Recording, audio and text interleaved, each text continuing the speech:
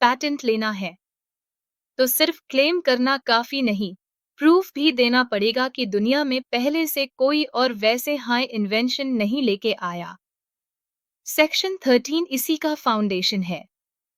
नमस्ते दोस्तों, स्वागत है आपका पेटेंट एक्ट 1970 की सीरीज में, जहां हम हर सेक्शन को इजी इंग्लिश में समझने की कोशिश कर रहे हैं, बिना किसी बोरिंग लीगल जार्गन के।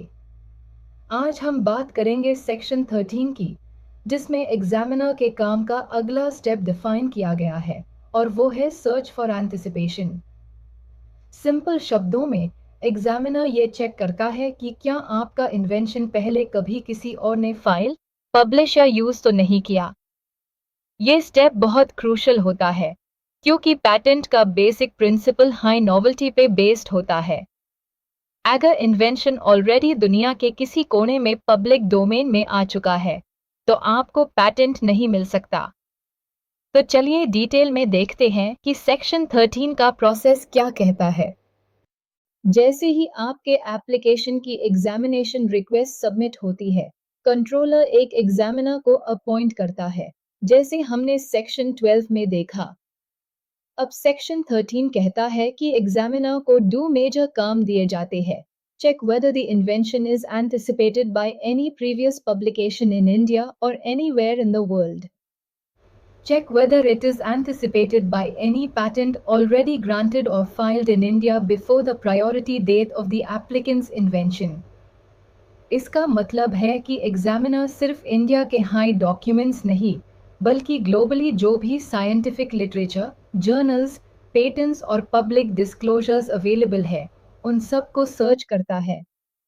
इस प्रोसेस को कहते हैं प्रायर आर्ट सर्च। आप आईएससी ऐसे समझ सकते हो, जैसे किसी नए इन्वेंशन को लॉन्च करने से पहले एग्जामिनर एक बैकग्राउंड चेक करता है कि क्या ये सच में नया है। अब अगर एग्जामिनर को कोई ऐसा डॉक्यूमेंट मिलता है जिसमें एग्जैक्टली वही या मिलता जुलता इन्वेंशन पहले से डिस्क्राइब हो रखा है, तो वो एप्लीकेंट को एक ऑब्जेक्शन रेज करता है और बोलता है ये इन्वेंशन ऑलरेडी पहले एग्जिस्ट करता है या इस पे काम हो चुका है, इसलिए नॉवेल्टी डाउटफुल है। ऐसे objections FIR, first examination report के थ्रू कम्युनिकेट किए जाते हैं। सेक्शन 13 ये भी कहता है कि एग्जामिनर बस फैक्ट्स रिपोर्ट करता है, उसका काम कंक्लूजन देना नहीं होता। यानी एग्जामिनर की रिपोर्ट का मतलब ये नहीं कि पैटेंट मिल ही नहीं सकता, ये सिर्फ एक इंडिकेशन होता है कि एप्लीकेंट को कुछ चीज़ें क्लैरिफाई या रिवाइज करनी चाहिए।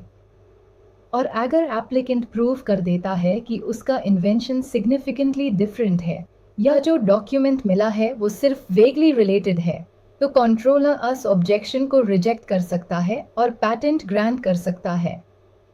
सेक्शन 13 एक और इम्पॉर्टेंट लिमिटेशन डिफाइन करता है। एग्जामिनर सिर्फ पब्लिक डॉक्यूमेंट्स या पेटेंट्स को कंसिडर करेगा जो प्रायोरिटी डेट से पहले एग्जिस्ट करते हैं। यानी प्रायोरिटी डेट के बाद अगर कोई सिमिलर इन्वेंशन फाइल होता है, तो वो एप्लीकेंट के अगेंस्ट यूज नहीं किया जा सकता। एक और एनालॉजी लो, मान लो आप एक नई टाइप की इलेक्ट्रिक साइकिल बना रहे हो। आपने फाइल किया पैटेंट एप्लीकेशन 1 जनवरी 2024 को। अब एग्जामिनर चेक करेगा कि 1 जनवरी 2024 से पहले क्या किसी ने सेम या सिमिलर इलेक्ट्रिक साइकिल का कंसेप्ट पब्लिश किया है।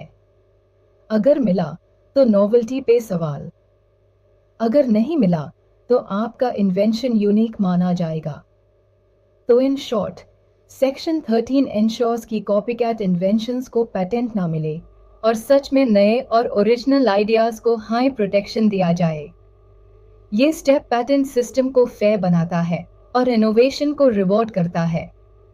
अगला वीडियो होगा सेक्शन 14 पे, जहां हम डिस्कस करेंगे कि एग्जामिनर की रिपोर्ट के बाद एप्लीकेंट को क्या करना होता है, ऑब्जेक्शंस कैसे रिजॉल्व किए जाते हैं और क्या प्रोसेस फॉलो होती है। अगर ये एक्सप्लेनेशन आपको हेल्पफुल लगा तो प्लीज़ लाइक करो, कमेंट में अपनी क्वेरीज शेयर करो और चैनल को सब्सक्राइब ज़रूर करो, क्योंकि हम लेके आए हैं पैटेंट एक्ट 1970 का फुल ब्रेकडाउन एकदम रियल वर्ल्ड स्टाइल में। मिलते हैं नेक्स्ट सेक्शन में, तब तक के लिए जय हिंद और कीप लर्निंग।